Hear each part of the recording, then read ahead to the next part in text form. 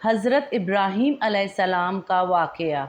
السلام علیکم ورحمۃ اللہ وبرکاتہ، نحمدہ ونصلی علی رسولہ الکریم، اما بعد فاعوذ باللہ من الشیطان الرجیم، بسم اللہ الرحمن الرحیم۔ اللہ تعالیٰ نے حضرت ابراہیم علیہ السلام کو شروع ہی سے حق کی بصیرت اور رشد و ہدایت عطا فرمائی تھی، اور وہ یہ یقین رکھتے تھے بت نہ سن سکتے ہیں، نہ دیکھ سکتے ہیں، اور نہ کسی کی پکار کا جواب دے سکتے ہیں۔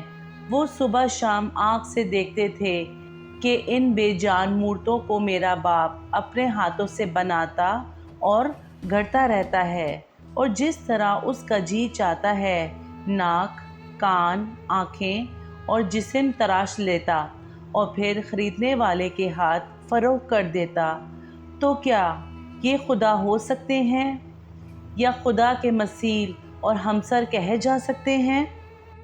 پس بعثت سے سرفراز ہو کر سب سے پہلے انہوں نے اسی طرف توجہ فرمائی، اور جب کہ اس جلیل و قدر ہستی پر اللہ تعالیٰ کے جود و کرم اور عطا و نوال کا فیضان بے غایت و بے نہایت سرعت رفتار کے ساتھ ہو رہا تھا، تو اس کا یہ نتیجہ نکلا کہ اس نے انبیاء علیہ السلام کی صف میں نمایاں جگہ پائی، اور اس کی دعوت و تبلیغ کا محور و مرکز دین حنیف قرار پایا۔ اس نے جب یہ دیکھا کہ قوم بت پرستی، ستارہ پرستی اور مظاہرہ پرستی میں اس قدر ڈوبی ہوئی تھی کہ خدائے برتر کی قدرت متعلقہ اور اس احدیت و صمدیت کا تصور بھی ان کے دلوں میں باقی نہ رہا، اور ان کے لیے خدا کی وحدانیت کے عقیدے سے زیادہ اچنبھے کی بات نہیں رہی، تب اس نے کمر ہمت چست کی اور ذات واحد کے بھروسے پر ان کے سامنے دین حق کا پیغام رکھا اور اعلان کیا: اے قوم، یہ کیا ہے جو میں دیکھ رہا ہوں کہ تم اپنے ہاتھ سے بنائے ہوئے بتوں کی پرستش میں مشغول ہو؟ تم اس قدر خواب غفلت میں ہو کہ جس بے جان لکڑی کو اپنے آلات سے گھڑ کر مجسمے تیار کرتے ہو، اور اگر وہ مرضی کے مطابق نہ بنے تو ان کو توڑ کر دوسرے بنا لیتے ہو، بنا لینے کے بعد پھر ان ہی کو پوجنے اور نفع و زر کا مالک سمجھنے لگتے ہو؟ تم اس خرافات سے باز آؤ، خدا کی توحید کے نغمے گاؤ، اور اسی ایک حقیقی مالک کے سامنے سر نیاز جھکاؤ جو میرا، تمہارا اور کل کائنات کا خالق و مالک ہے۔ مگر قوم حق کی بات سننے اور دیکھنے سے محروم تھی، اس لیے اس نے جلیل و قدر پیغمبر کی دعوت حق کا مذاق اڑایا اور زیادہ سے زیادہ سرکشی کا مظاہرہ کیا۔ باپ کو دعوت اسلام اور باپ بیٹے کا مناظرہ۔ حضرت ابراہیم علیہ السلام دیکھ رہے تھے کہ شرک کا سب سے بڑا مرکز خود ان کے اپنے گھر میں قائم ہے، اور آزر کی بت پرستی اور بت سازی پوری قوم کے لیے مرجع و محور بنی ہوئی ہے۔ اس لیے فطرت کا تقاضا ہے کہ دعوت حق اور پیغام صداقت کے ادائے فرض کی ابتدا گھر ہی سے ہونی چاہیے۔ اس لیے حضرت ابراہیم علیہ السلام نے سب سے پہلے اپنے والد آزر ہی کو مخاطب کیا اور فرمایا: اے باپ، خدا پرستی اور معرفت الہی کے لیے جو راستہ تو نے اختیار کیا ہے اور جس کو آباء و اجداد کا قدیم راستہ بتلاتا ہے، یہ گمراہی اور باطل پرستی کی راہ ہے، اور صراط مستقیم اور راہ حق صرف وہی ہے جس کی دعوت میں دے رہا ہوں۔ اے باپ، توحید ہی سرچشمہ نجات ہے، اس راہ کو چھوڑ اور توحید حق کی راہ کو مضبوطی کے ساتھ اختیار کرتا کہ تجھ کو خدا کی رضا اور دنیا اور آخرت کی سعادت حاصل ہو۔ مگر افسوس کہ آزر پر حضرت ابراہیم علیہ السلام کی اس پند و نصیحت کا ہرگز کوئی اثر نہیں ہوا، بلکہ قبول حق کی بجائے آزر نے بیٹے کو دھمکانا شروع کیا، کہنے لگا کہ ابراہیم، اگر تو بتوں کی برائی سے باز نہ آئے گا تو میں تجھ کو سنسار کر دوں گا۔ حضرت ابراہیم علیہ السلام نے جب دیکھا کہ معاملہ اب حد سے آگے بڑھ گیا اور ایک جانب اگر باپ کے احترام کا مسئلہ ہے تو دوسری جانب ادائے فرض، تو انہوں نے سوچا اور آخر وہی کیا۔ انہوں نے باپ کی سختی کا جواب سختی سے نہیں دیا، بلکہ نرمی اور اخلاق کریمانہ کے ساتھ یہ جواب دیا، اے باپ، اگر میری بات کا یہی جواب ہے تو آج سے تیرا میرا سلام ہے۔ میں خدا کے سچے دین اور اس کے پیغام حق کو نہیں چھوڑ سکتا۔ میں آج سے تجھ سے جدا ہوتا ہوں، مگر غائبانہ تیرے لیے درگاہ الہی میں بخشش طلب کرتا رہوں گا تاکہ تجھ کو ہدایت نصیب ہو اور تو خدا کے عذاب سے نجات پائے۔ قوم کو دعوت اسلام اور اس سے مناظرہ۔ حضرت ابراہیم علیہ السلام نے آزر سے جدائی اختیار کر لی اور اپنی دعوت حق اور پیغام رسالت کو وسیع کر دیا، اور اب صرف آزر ہی مخاطب نہ رہا بلکہ پوری قوم کو مخاطب بنا لیا۔ مگر قوم اپنے باپ دادا کے دین کو کب چھوڑنے والی تھی؟ اس نے ابراہیم علیہ السلام کی ایک نہ سنی اور دعوت حق کے سامنے اپنے باطل معبودوں کی طرح گونگے، اندھے اور بہرے بن گئے۔ تب حضرت ابراہیم علیہ السلام نے ایک خاص انداز سے خدائے واحد کی ہستی کی جانب توجہ دلائی، فرمانے لگے، میں تو تمہارے ان سب بتوں کو اپنا دشمن جانتا ہوں، یعنی میں ان سے بے خوف و خطر ہو کر ان سے اعلان جنگ کرتا ہوں کہ اگر یہ میرا کچھ بگاڑ سکتے ہیں تو اپنی حسرت نکال لیں۔ البتہ میں صرف اس ہستی کو اپنا مالک سمجھتا ہوں جو تمام جہانوں کا پروردگار ہے، جس نے مجھ کو پیدا کیا اور راہ راست دکھائی، جو مجھ کو کھلاتا پلاتا یعنی رزق دیتا ہے، اور جو میری زندگی و موت دونوں کا مالک ہے، اور اپنی خطا کاری کے وقت جس سے یہ طمع کرتا ہوں کہ وہ قیامت کے روز مجھ کو بخش دے، اور میں اس کے حضور میں یہ دعا کرتا رہتا ہوں، اے میرے پروردگار، تم مجھ کو نیککاروں کی فہرست میں داخل کر اور مجھ کو زبان کی سچائی عطا کر اور جنت نعیم کے وراثوں میں شامل کر۔ نصیحت کے اس مؤثر انداز خطاب کو جو حضرت ابراہیم علیہ السلام نے اپنے والد اور قوم کے سامنے پیش کیا، مگر آزر اور قوم آزر کے دل کسی طرح قبول حق کے لیے نرم نہ ہوئے، اور ان کا انکار اور جمود حد سے گزرتا ہی رہا۔ اس لیے حضرت ابراہیم علیہ السلام نے جس طرح ان کو ان کے سفلی معبودان باطل کی حقیقت و اشگاف کر کے راہ حق کی طرف دعوت دی، اسی طرح ضروری سمجھا کہ ان کے علوی معبودان باطل کی بے ثابتی اور فنا کے منظر کو پیش کر کے اس حقیقت سے بھی آگاہ کر دیں کہ تمہارا یہ خیال قطعاً غلط ہے کہ ان چمکتے ہوئے ستاروں، چاند اور سورج کو خدائی طاقت حاصل ہے، ہرگز نہیں، یہ خیال خام اور باطل عقیدہ ہے۔ اس لیے حضرت ابراہیم علیہ السلام نے ان کے دماغوں کے مناسب ایک عجیب اور دلچسپ بیان اختیار فرمایا۔ تاروں بھری رات تھی، ایک ستارہ خوب روشن تھا۔ حضرت ابراہیم علیہ السلام نے اس کو دیکھ کر فرمایا، میرا رب یہ ہے، لیکن جب وہ اپنے وقت مقررہ پر نظر سے اوجھل ہو گیا اور اس کو یہ مجال نہ ہوئی کہ اپنے پرستاروں کے لیے ایک گھڑی اور رونمائی کرا سکتا، تب حضرت ابراہیم علیہ السلام نے فرمایا، میں چھپ جانے والے کو پسند نہیں کرتا۔ پھر نگاہ اٹھائی تو دیکھا کہ چاند آب و تاب کے ساتھ سامنے موجود ہے۔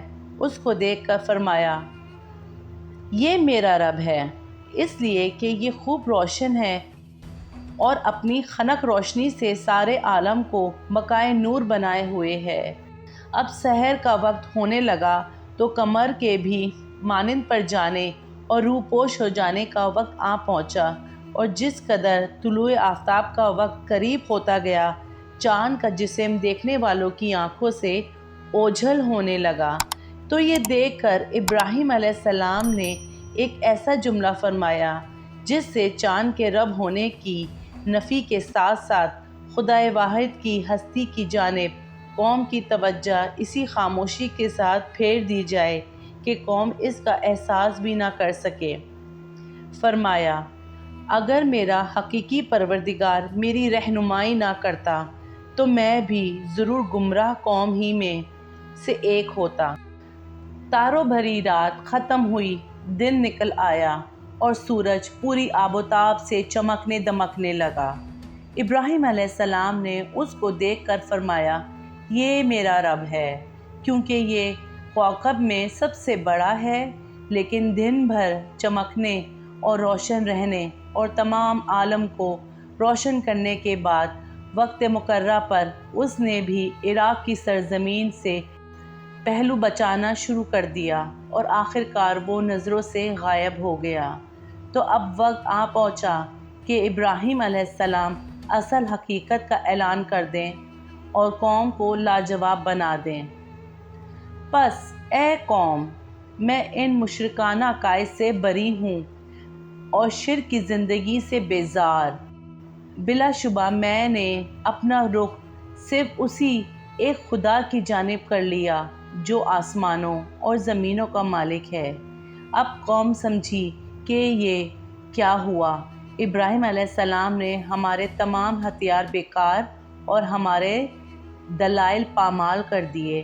اب ہم ابراہیم علیہ السلام کی اس مضبوط و محکم برہان کا کس طرح رد کریں اور اس کی روشن دلیل کا کیا جواب دیں؟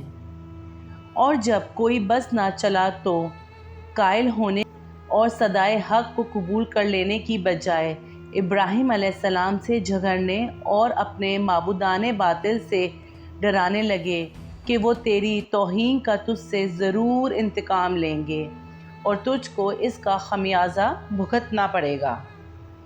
حضرت ابراہیم علیہ السلام نے فرمایا، کیا تم مجھ سے جھگڑتے اور اپنے بتوں سے ڈراتے ہو؟ حالانکہ خدا تعالیٰ نے مجھ کو صحیح راہ دکھا دی ہے اور تمہارے پاس گمراہی کے سوا کچھ نہیں، اور جو کچھ میرا رب چاہے گا وہی ہوگا۔ تمہارے بت کچھ نہیں کر سکتے۔ تم کو تو خدا کی نافرمانی کرنے اور اس کے ساتھ بتوں کو شریک ٹھہرانے میں بھی کوئی خوف نہیں آتا، جس کے لیے تمہارے پاس ایک دلیل بھی نہیں ہے۔ حضرت ابراہیم علیہ السلام نے ایک دن جمہور کے سامنے اعلان جنگ کر دیا کہ میں تمہارے ان بتوں کے متعلق ایک ایسی چال چلوں گا۔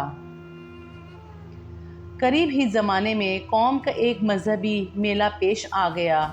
اب جبکہ ساری قوم، بادشاہ، کاہن اور مذہبی پیشوا میلے میں مصروف اور شراب و کباب میں مشغول تھے، تو حضرت ابراہیم علیہ السلام نے سوچا کہ وقت آ گیا ہے کہ اپنے نظام عمل کی تکمیل کروں اور ان کے دیوتاؤں کی حقیقت کیا ہے۔ وہ اٹھے اور سب سے بڑے دیوتا کے ہیکل مندر میں پہنچے۔ دیکھا تو وہاں دیوتاؤں کے سامنے قسم قسم کے حلووں، پھلوں، میووں اور مٹھائیوں کے چڑھاوے رکھے تھے۔ ابراہیم علیہ السلام نے طنزیہ لہجے میں ان مورتیوں سے خطاب کر کے کہا کہ یہ سب کچھ موجود ہے، ان کو کھاتے کیوں نہیں؟ اور پھر کہنے لگے، میں بات کر رہا ہوں، کیا بات ہے کہ تم جواب نہیں دیتے؟ اور پھر ان سب کو توڑ پھوڑ ڈالا اور سب سے بڑے بت کے کاندھے پر کلہاڑا رکھ کر واپس چلے گئے۔ جب لوگ میلے سے واپس آئے تو ہیکل مندر میں بتوں کا یہ حال پایا، سخت برہم ہوئے اور ایک دوسرے سے دریافت کرنے لگے کہ یہ کیا ہوا اور کس نے کیا۔ قوم میں لوگوں کے درمیان ایک شخص بولا کہ یہ اسی شخص کا کام ہے جس کا نام ابراہیم ہے، وہی ہمارے دیوتاؤں کا دشمن ہے۔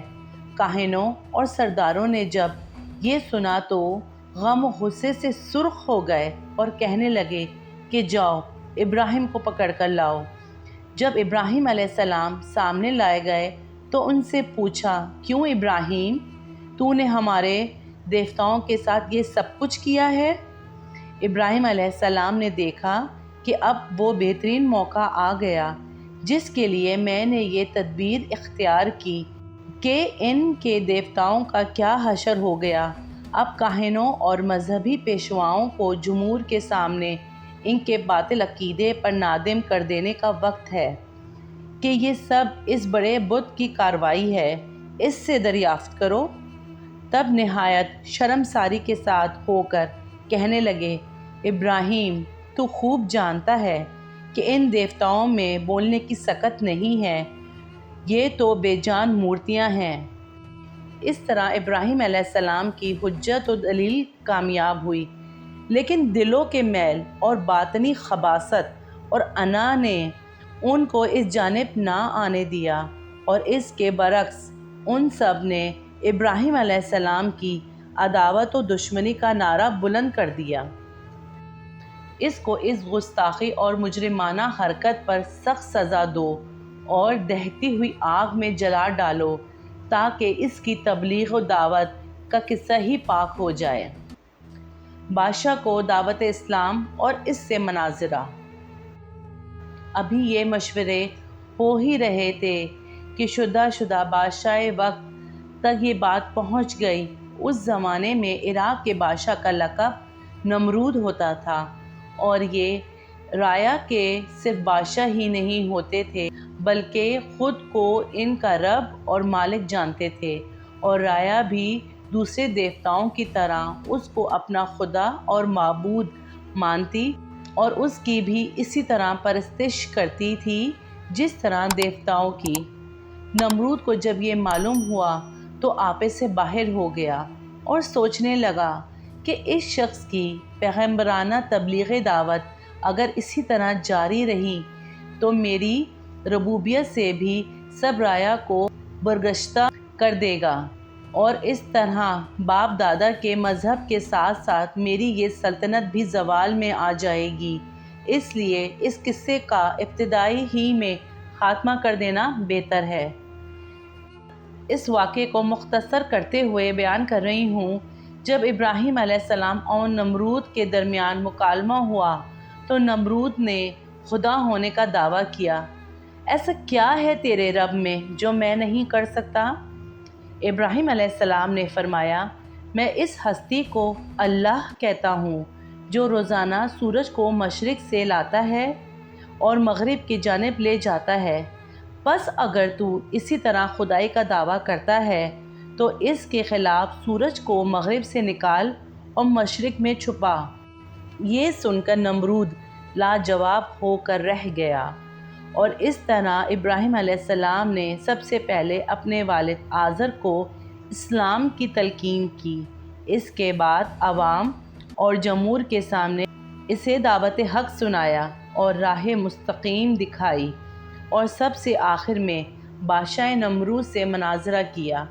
مگر اس کے باوجود کہ بادشاہ آزر اور جمہور حضرت ابراہیم علیہ السلام کے دلائل سے لاجواب تھے اور دلوں میں قائل تھے، اور اتنا نہیں بلکہ اس کے برعکس اپنی ندامت و ذلت سے متاثر ہو کر بہت زیادہ غیظ و غضب میں آ گئے، اور بادشاہ سے رایا تک سب نے یہی فیصلہ کیا کہ حضرت ابراہیم علیہ السلام کو دہکتی آگ میں جلا دینا چاہیے، کیونکہ ایسے سخت مجرم کی سزا یہی ہو سکتی ہے، اور دیوتاؤں کی تحقیر کا انتقام اسی طرح لیا جا سکتا ہے۔ آگ کا سرد ہو جانا۔ اس مرحلے پر پہنچ کر ابراہیم علیہ السلام کی جد و جہد کا معاملہ ختم ہو گیا۔ باپ اس کا دشمن، جمہور اس کی مخالف، اور بادشاہ وقت اس کے درپے آزار۔ ایک ہستی اور چہار جانب سے مخالفت کی آواز، دشمنی کے نعرے اور نفرت و حقارت کے ساتھ سخت انتقام اور خوفناک سزا کے ارادے۔ ایسے وقت میں اس کی مدد کون کرے؟ البتہ ابراہیم علیہ السلام کو اس وقت بھی ایک ایسا بڑا زبردست سہارا حاصل تھا جو تمام سہاروں کا سہارا اور تمام نصرتوں کا ناصر کہا جاتا ہے، اور وہ خدائے واحد کا سہارا تھا۔ ہوا یہ کہ نمرود اور قوم نے ابراہیم علیہ السلام کی سزا کے لیے ایک مخصوص جگہ بنوائی اور اس میں کئی روز مسلسل آگ دہکائی گئی، حتیٰ کہ اس کے شعلوں کے قرب و جوار کی اشیاء تک جھلسنے لگیں کہ اب ابراہیم علیہ السلام کے اس سے بچ نکلنے کی کوئی صورت باقی نہیں رہی۔ تب ایک کھوپن میں ابراہیم علیہ السلام کو بٹھا کر دہکتی ہوئی آگ میں پھینک دیا گیا۔ اس وقت آگ میں جلانے کی تاثیر بخشنے والے نے آگ کو حکم دیا کہ وہ ابراہیم علیہ السلام پر اپنی سوزش کا اثر نہ کرے اور ناری عناصر کا مجموعہ ہوتے ہوئے بھی اس کے حق میں سلامتی کے ساتھ ساتھ سرد پڑ جائے۔ آگ اسی وقت حضرت ابراہیم علیہ السلام کے حق میں برد السلام بن گئی اور دشمن اس کو کسی قسم کا نقصان نہ پہنچا سکے، اور ابراہیم علیہ السلام دہکتی آگ سے سالم و محفوظ دشمنوں کے نرغے سے نکل آئے۔ بدبخت قوم نے کچھ نہ سنا اور کسی طرح رشد و ہدایت کو قبول نہ کیا، اور ابراہیم علیہ السلام کی بیوی حضرت سارہ رضی اللہ عنہا اور ان کے برادرزادہ حضرت لوط علیہ السلام کے علاوہ کوئی ایک بھی ایمان نہیں لایا۔ تو اب حضرت ابراہیم علیہ السلام نے ارادہ کیا کہ اب مجھے کسی ایسی آبادی میں ہجرت کر کے چلے جانا چاہیے، یہ نہیں اور صحیح میرا کام پہنچانا ہے، خدا اپنے دین کی اشاعت کا سامان خود پیدا کر دے گا۔ ہجرت فلسطین۔ ابراہیم علیہ السلام اسی طرح تبلیغ کرتے کرتے فلسطین پہنچے۔ اس سفر میں بھی ان کے ہمراہ حضرت سارہ، حضرت لوط علیہ السلام اور لوط علیہ السلام کی بیوی تھی۔ حضرت ابراہیم علیہ السلام نے فلسطین کی غربی اطراف میں سکونت اختیار کی۔ اس زمانے میں یہ علاقہ کنعانیوں کے زیر اقتدار تھا۔ پھر قریب ہی شکیم نابلس میں چلے گئے اور وہاں کچھ عرصہ قیام کیا۔ اس کے بعد یہاں بھی زیادہ مدت قیام نہیں فرمایا۔ حضرت ابراہیم علیہ السلام اپنی بیوی سارہ رضی اللہ عنہا اور اپنے برادرزادہ حضرت لوط علیہ السلام کے ساتھ مصر تشریف لے گئے، اور یہ وہ زمانہ ہے جبکہ مصر کی حکومت ایسے خاندان کے ہاتھ میں ہے جو سامی قوم سے تعلق رکھتا تھا، اور اسی طرح حضرت ابراہیم علیہ السلام سے نسبی سلسلے میں وابستہ تھا۔